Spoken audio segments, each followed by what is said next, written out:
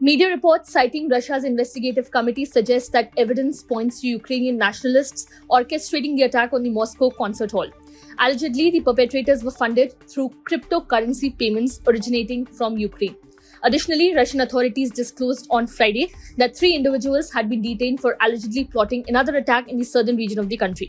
This incident is distinct from the earlier assault on the Crocus City Hall in suburban Krasnogorsk, which resulted in the tragic loss of nearly 144 lives. The concert hall was situated approximately 12 miles west of the Kremlin. In connection to the latest attack, which was thwarted by the Russian authorities, the Federal Security Service, that is FSB, disclosed that they foiled terrorist activities of 3 nationals from a Central Asian country as per reports. The security agency also revealed that the now detained individuals were planning to commit a terrorist act by blowing up a device in the public place in the Stavropol region.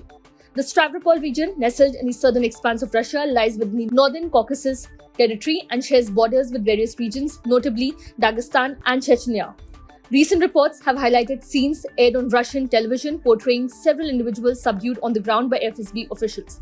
Additionally, these reports reveal the discovery of materials potentially intended for crafting an improvised explosive device at the residence of one of the suspects.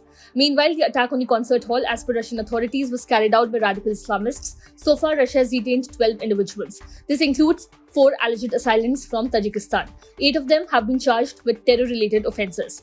Russia has also cast suspicion on Ukraine and alleged involvement in the attack without substantiating the claims up until now. ISIL has claimed responsibility for the attack. The US had also issued warnings prior to the assault regarding potential extremist activities targeting mass gatherings in Russia. Subscribe to One India channel and never miss an update.